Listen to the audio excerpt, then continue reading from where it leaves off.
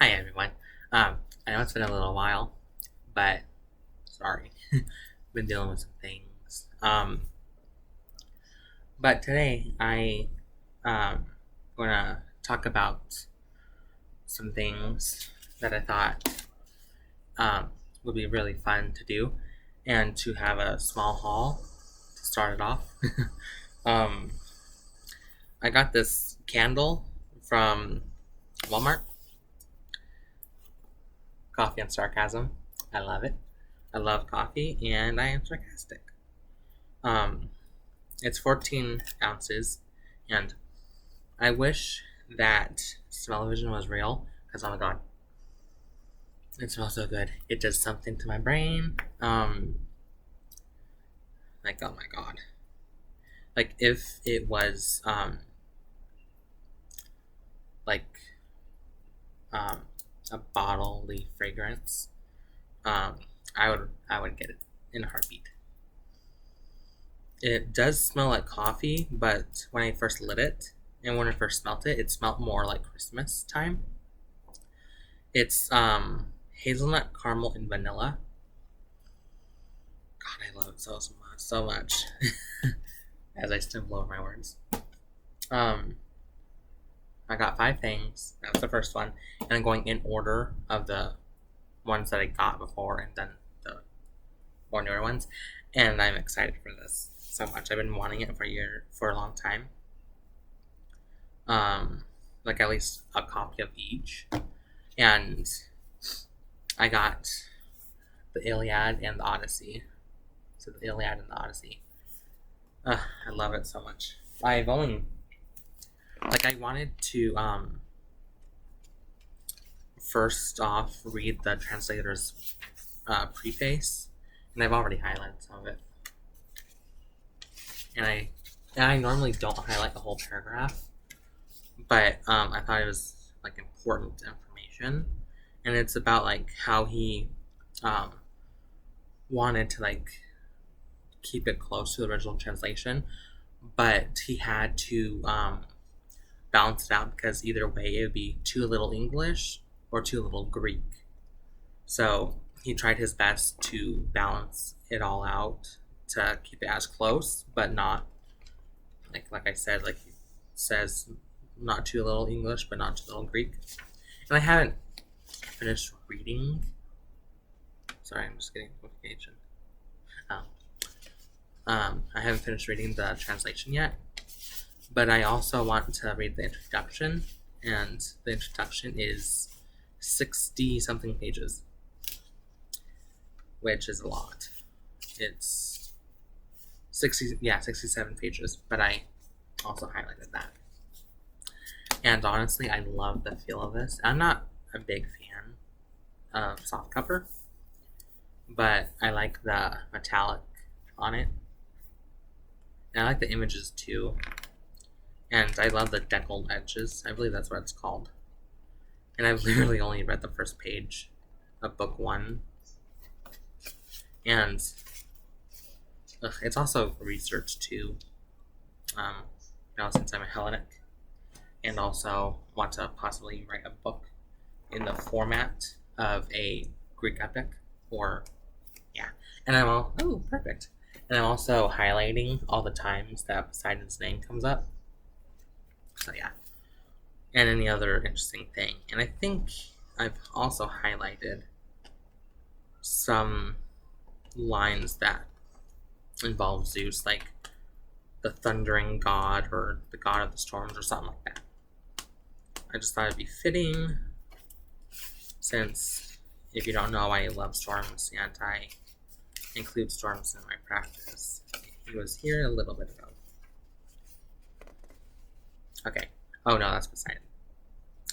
It says book 2 Agamemnon's Day of Glory. It's okay. 892 to 893. Poseidon, Lord God of the open sea, who shakes the earth. I thought that was pretty cool. And I like how you get to learn some epithets of the gods. And Then here's the Odyssey, which is much smaller.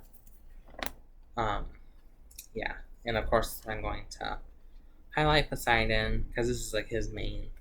This is his main myth that everyone knows him from, and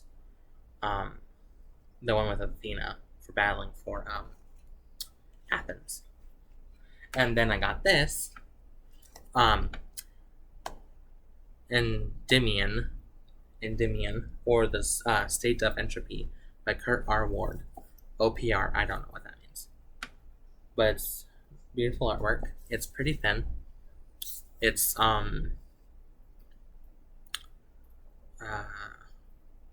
yeah. It's modeled after a, let's see, it says it in a lyrical drama it's inspired by ancient Greek lyrical drama poems. And really, if I just applied myself the first day instead of getting sidetracked and wanting to be on technology like my TV and stuff, I could have finished this in a day, because the actual story, because it has like guides and stuff and whatnot to help for the reader, is actually 61 pages, and some of that they are fully illustrated, which I like the illustrations, but I'll just give a review when I'm done reading it. And I've already highlighted some of the pages.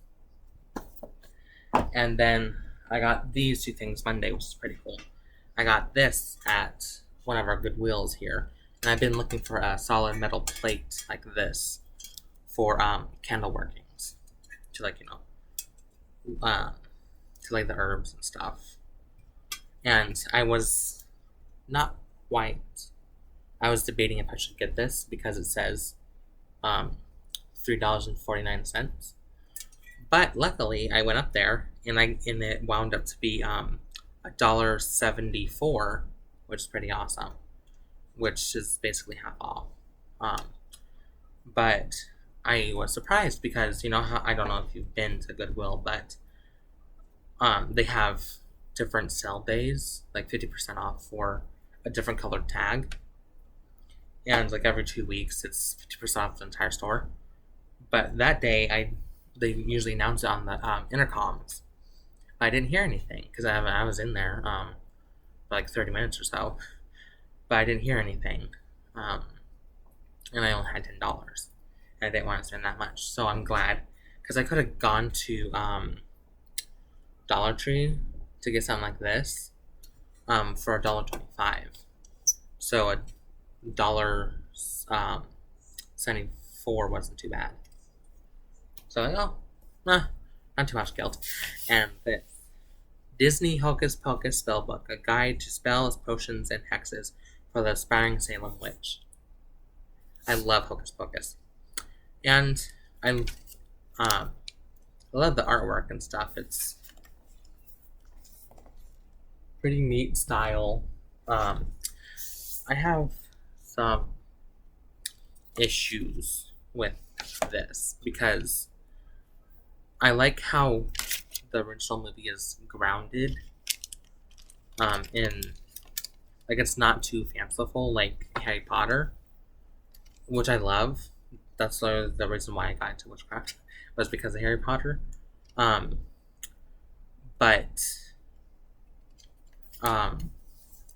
with this, it definitely took the route of becoming more fanciful, because it talks about some gods, some like magical creatures, and the elements, which is pretty cool. But like their elements are lightning, fire, water, earth, and air, and it just has like a paragraph of each element, or like a paragraph or two.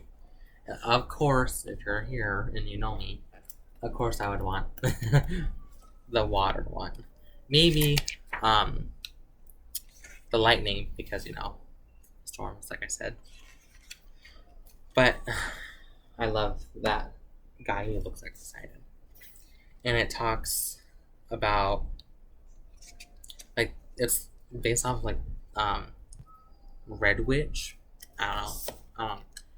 I've only read some pages, but I don't know. It talks about crystals and stuff. Like, you can take inspiration from these spells. Oh, like, see, creatures of the beyond, and the brimstone viper, and of course I would love this, the vile fish. Looks so cool. Dire worm.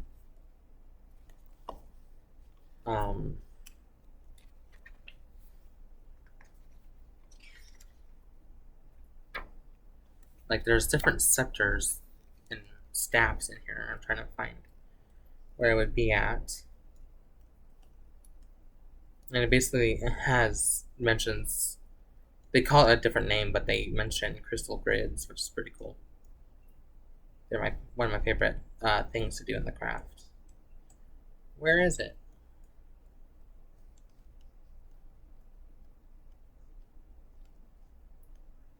And it talks about familiars, and what they mean. Like, different, like, they give you like 12 or 15 familiars and what they mean. Okay, scepters of standing. Dark fairy scepter. Sea witch trident and sorcerer's snake staff. Of course, I want that. And they have potions, and they also have a tarot deck, based off of Hocus Pocus. I really want that. Because Hocus Pocus is like my favorite Halloween inspired movie. Like, I watch it roughly 12 times a year. Mostly in October, of course. But now to get to the main, I can't believe this took me 13 minutes almost to film. Now it's 13 minutes into the video. And now this is supposed to be for the main video. So today I would like to talk about the trends I've seen in witchcraft, that I've seen on like Instagram, YouTube, and stuff. I've been in it for 10 years. 10 years and 5 months. I've been in the craft. So I've wrote down a list, and I'm glad because before this video, I watched the occultist, Ivy, the occultist's new video on binding spells, and she mentioned a type of binding spell in the video, and she mentions that it's gained popularity within the last couple of years. I'm like, oh my god, I forgot about that. So I wrote it down. So these are like the trends and that I've seen within the last 10 years. I would like to go in order, but I'm just not going to do that. So one of the new things that I've noticed is ancestor work. Like, that's arrived within, like, most of these are within the last 5 years, if not sooner, like 2.5, 3 years. And the majority of these are due to TikTok. So ancestor work has definitely gained popularity because of TikTok. And I would like to get into ancestor work at some point, but not at this moment. Land spirits. Working with land spirits. That's definitely within the last TikTok era. 2-3 years. Shadow work, which is like 4 or 5 years, which is pretty good. I think it's valuable. Like, it's technically not witchcraft based. It's psychological practice that was created by Carl Jung. I'm not going to start. I'm not going to spell his last name.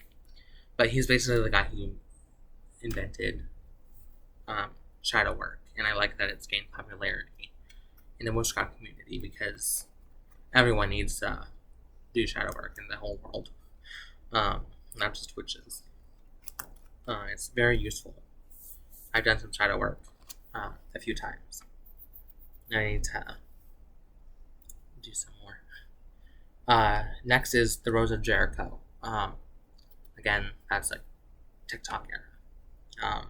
I think it's pretty cool that they're becoming more popular for like financial stuff and like growth, and I think they're used for those things. And then crystals. I kind of find myself lucky to where I started my witchcraft practice, my journey, because between a year and 2.5 years after I started, crystals in witchcraft and, well, technically the New Age became popular after I started practicing. So crystals have been on the rise, of course, as you know, in the New Age witchcraft community for years, basically 10 years. And I say that because when at the time of starting, of course, I would go on YouTube and watch witches at the time, and those would be, some of them, of course, would be new, but some would be like 5-7 years old, and that was 2012 at the time, so like early 2000s, and you didn't really see anything much on crystals at that time. So crystals are newer in the witchcraft sphere community. Moldavite. It's not a crystal, it's glass, but I wanted it to be a separate thing. TikTok, of course, made it famous. I haven't done any in-depth dive into what it does and stuff, but I think we all know the gist of it. Life transformation and huge like tower moments and stuff.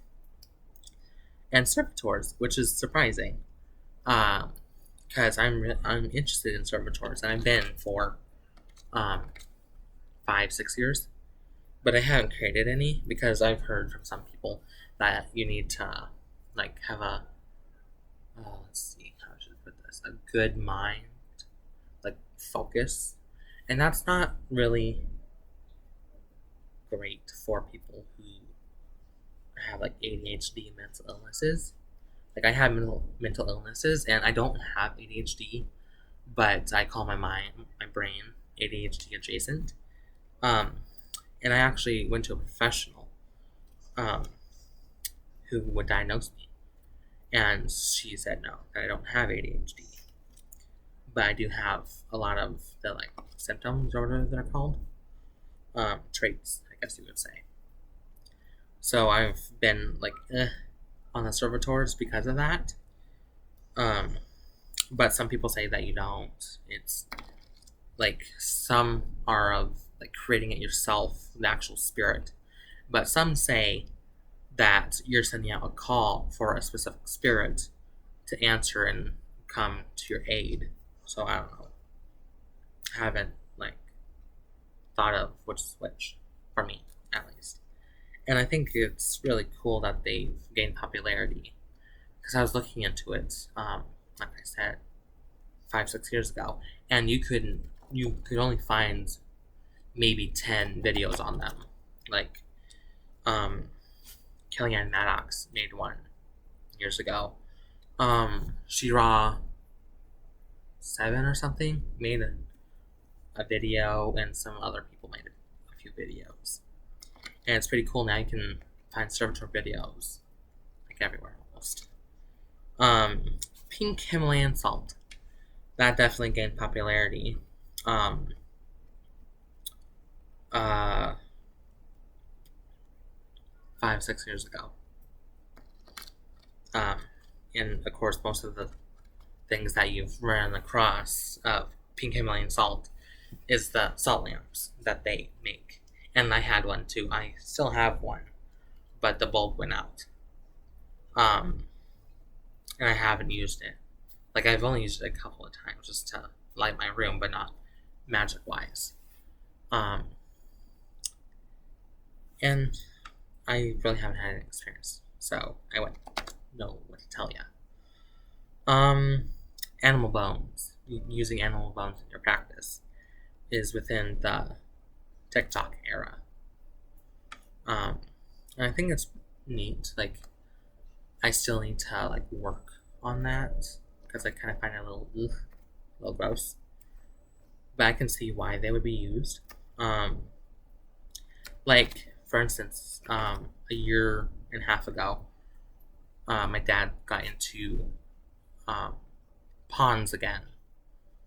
So he has a few ponds with fish and stuff. And at this time, one of his like, he just got a few shipments in of koi fish.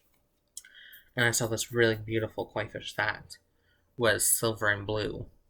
And it died, unfortunately. But I put it in one of my like cauldrons, I call it. And I put the body in soil.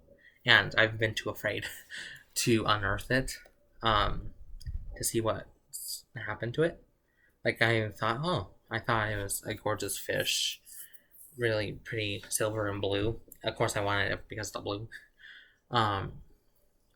So I've been thinking like a little standoffish, because it's my first time ever using animal bones, and I don't quite know how I would use them yet.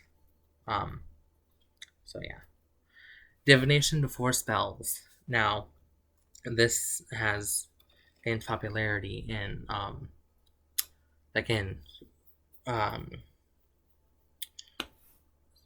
videos on like spells, like sleep spell, or specific videos for showing you how to do a spell. Now this has been around for 5.5 years.